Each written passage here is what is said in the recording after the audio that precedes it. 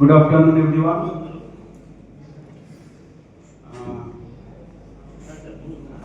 তো আমি প্রথমে আমাদের এখানে রেসপেক্টেড আর পৃথ্বী ভট্টাচার্য স্যারকে বিশেষ কৃতজ্ঞতা জানাচ্ছি সেমিনার অর্গানাইজ করার জন্য। তো তোমরা একটু ধৈর্য ধরে বসো, এটা আমাদের সেমিনার।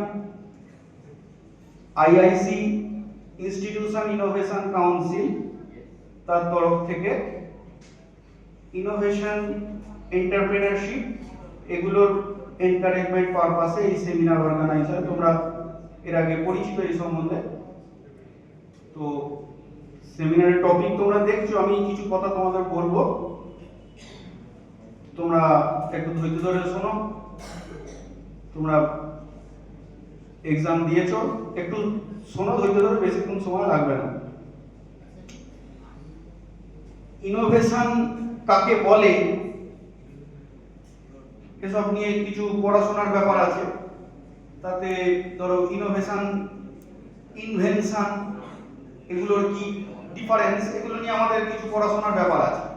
তোমরা কিছু জানো বা আগামী দিনে তোমাদেরকে কিছু এই নিয়ে পড়াশোনা করতেও হবে। ইনোভেশন কাকে বলে, ইনভেনশন কাকে বলে, তাদের মধ্যে কি ডিফারেন্স, এন্টারপ্রেনারশিপ কাকে বলে, ইনোভেশন থেকে কিভাবে এন্টারপ্রেনারশিপ সে রাস্তায় যাওয়া যায়, এই নিয়ে আমরা যদি আমাদের পড়াশোনাগতভাবে ভাবি, এর অনেক কিছু পড়াশোনা আছে। এবং তোমাদের এই স্টেজে তোমরা এখন কিছু পরিচিত হচ্ছে, এরপর যখন আরো হায়ার স্টেজে যাবে, ধরো গ্র্যাজুয়েশন লেভেলে যাবে বা মাস্টার্স লেভেল বা doctoral level, classification of entrepreneurship বা ধরো ডিজাইন মিক্স, এইসব জিনিস আরো সব পড়াশোনার ব্যাপার আছে। তো সেগুলোর জন্য কি কি ক্রাইটেরিয়া, ডিজাইন থিংকিং এর 4টে পি। তো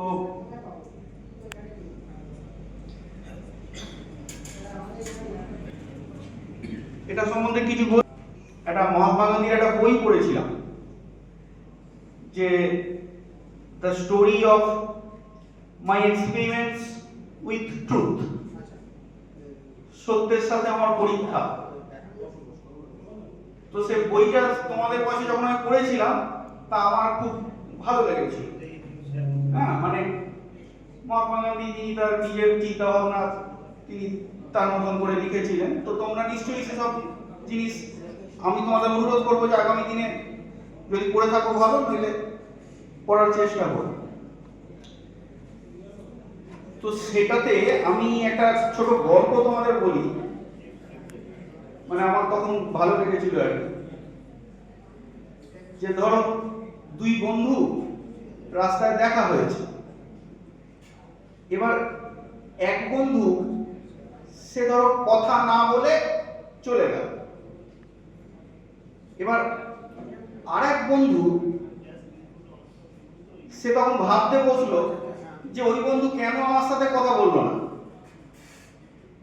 এবং সেটা ভেবে সে 5 দিন ধরে ভাবছে যে ওই বন্ধু কেন কথা বলছে না। এরকম তো আমাদের জীবনের ঘটনা ঘটে, তোমরা জানো। তো এরকম একটা ঘটনার এক্সাম্পল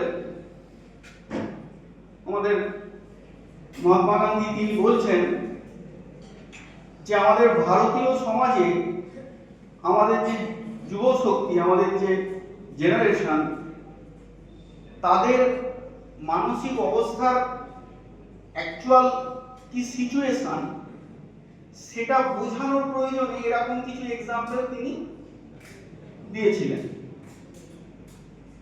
এবং এই এক্সাম্পলগুলো তিনি দিয়েছিলেন এই কারণে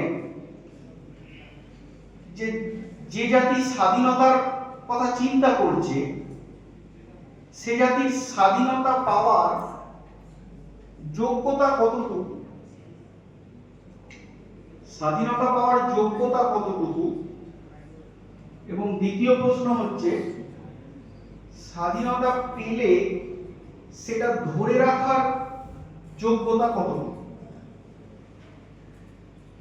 তো এরকম কিছু ব্যাপার। এবার